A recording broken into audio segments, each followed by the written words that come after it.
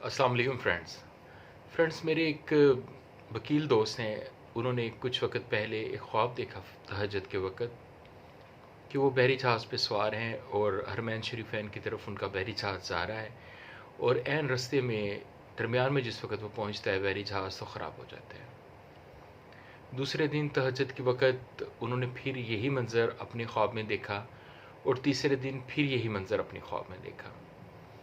तो वो high court गए अपनी प्रोफेशनल ड्यूटीज़ के लिए और वापस आए। तो एक जगह है इधर जहाँ पे ख्वाब की ताबीर से मुतल्लिक बुज़ुर्ग हैं। कुछ सख्त है रवैये के, इससे जाना थोड़ा सा ज़रा हिचकिचाते भी हैं लोग, लेकिन फिर भी वो अच्छे हैं बहरहाल। तो उधर वो हाज़िरी के लिए गए और उनसे अपना ख्वाब बयान किया। तो उन्होंने कहा कि आप मुझे ये बताएं कि आप इस हदीस से मुतल्लिक, यानी बुज़ुर्ग ने पूछा वकील साहब से, इस हदीस के मुतल्लिक कि ये जो दीन कहता है कि अगर किसी को सजदे का हुक्म औरत को दिया जाता, किसी को सजदा करने का खुदा के अलावा, तो शोहर को किया जाता, तो इस बारे में आप क्या कहते हैं? मैं बात मुख्तसर सी कर रहा हूँ, प्रिसाइज़ कर रहा हूँ। तो उन्होंने कहा कि जी ये तो दीन का हुक्म है, अगर दीन का हुक्म ना होता तो मैं इस चीज़ को ना मानता कि किसी जिन्स को इतना ज़्यादा नी डाउन कर दिया जाए। उन्होंने कहा कि देखें, इस्लाम पता क्या चाहता है? इस्लाम एक मजबूत माशरती घराना चाहता है।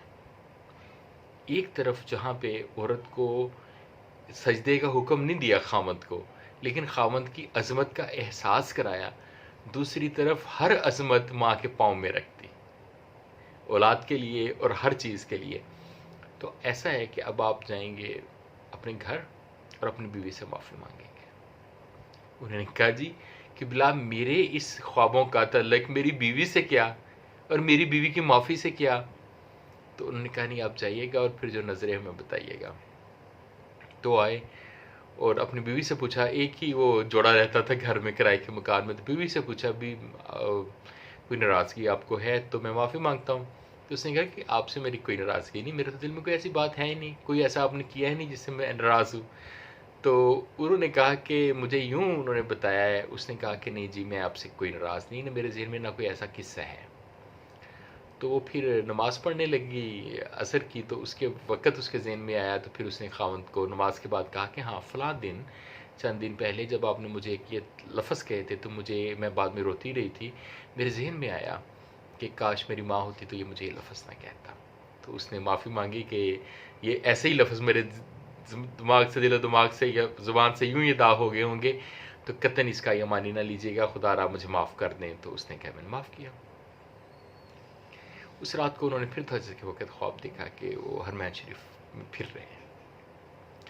तो हस्बे वादा फिर वो उधर गए बुज़ुर्ग साहब के पास और उनसे कहा कि जी ये माजरा हुआ, और ये उन्होंने वही वाली बात कि जी इस्लाम इस तरह से एक माशरती सब्र चाहता है, और इंसान की बहुत सारी कामयाबियाँ इस वजह से रुकी होती हैं कि वो बीवी के साथ हुस्न सलूक नहीं कर रहा होता। और दूसरा उन्होंने कहा कि ये जो जहाज़ वहाँ तक गया, आपने इससे कुछ दिन पहले क्या नेकी की थी, और आपका आपकी बीवी के साथ सलूक जो है, यानी हुस्न सलूक ना होना, वो तरक्की की राह में रुकावट बनता है। यानी आपका जो सलूक है बीवी के साथ, वो सही नहीं था, लेकिन उससे पहले आपकी तरफ से कोई ऐसी एक नेकी भी हुई है तो क्या हो सकती है? तो उन्होंने कहा कि जी सोचा काफ़ी, फिर उनके ज़हन में आया कि एक मुकदमा था जिसमें यानी कि विटनेसेस नहीं आ रहे थे कंप्लेनेंट के, काफ़ी अरसे से बंदा चल रहा था, बंदे के जिस्म पे भरे हुए थे छालों के निशान वगैरह, बीमार था शदीद। तो उसने 265 के की दरख्वास्त दे के उसे एक्विट कराया था, और जब वो पैसे देने लगा तो उसकी जेब से 200 निकले। तो उसने कहा था 200 आपके किराए के हैं, आप रख लें, मैं आपसे पैसे नहीं लेता। बल्कि एक चादर पड़ी थी तो जो गर्मियों में सर पे ली जाती है, तो चादर उसे दे दी कि यार अपने जिस्म को ढांप लो, ये आपके छाले नज़र आ रहे हैं। तो उन्होंने कहा यही अमल था। तो मैं आप दोस्तों से क्या कहना चाहता हूँ कि एक तो ये चीज़ है कि बीवी से उसने सलूक करें, उस बीवियों को राज़ी रखें।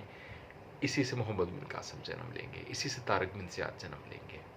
बीवियों से लड़ के एक खुशगवार औलाद पैदा नहीं की जा सकती। आपकी ज़िंदगी की बहुत सारी कलफतें, परेशानियों की वजह आपका बीवी से सलूक है, उसका दिल खुश रखिए। सेकेंडली बात यह है कि आपका प्रोफेशन भी इबादत है। छोटी छोटी सी नेकियां करते रहा करिए, यही आपके लिए बड़ी होगी।